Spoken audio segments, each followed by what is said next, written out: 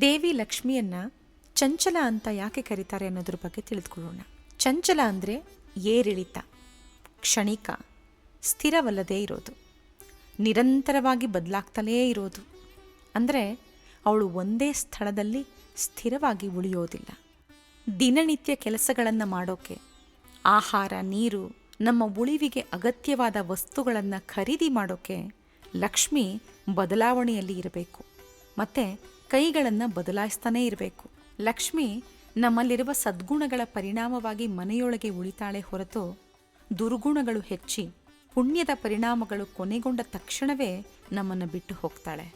ದೇವಿ ಲಕ್ಷ್ಮಿ ಒಂದೇ ಸ್ಥಳದಲ್ಲಿ ಸ್ಥಿರವಾಗಿ ಯಾಕೆ ನೆಲೆಸೋದಿಲ್ಲ ಅಂತಂದರೆ, ಮನುಷ್ಯರು ಸದಾಚಾರದಿಂದ ನಡೆದು ಒಳ್ಳೆಯ ಗುಣದಿಂದ ಬದುಕೋದು ಬಹಳ ಕಷ್ಟ. ಮನುಷ್ಯರು ಧರ್ಮದಿಂದ ದೂರ ಹೋದಾಗಲೆಲ್ಲ ಲಕ್ಷ್ಮಿ ಹೊರಟು ಹೋಗ್ತಾಳೆ.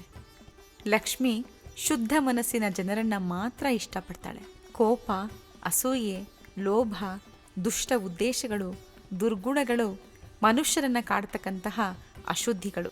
ಮನುಷ್ಯರು ಇದರಿಂದ ಮುಕ್ತರಾಗಿ ಸದಾಚಾರದಿಂದ ಜೀವನ ನಡೆಸುವಂತಹ ಮನೆಗಳಲ್ಲಿ ಮಾತ್ರ ಲಕ್ಷ್ಮಿ ಇರೋದಕ್ಕೆ ಇಷ್ಟಪಡ್ತಾಳೆ. ಲಕ್ಷ್ಮಿ ಸ್ಥಿರವಾಗಿ ನೆಲೆ ನಿಲ್ಲಬೇಕಾದ್ರೆ ಸಾಕಷ್ಟು ಸಮರ್ಪಣೆ, ಶಿಸ್ತು ಬೇಕಾಗತ್ತೆ.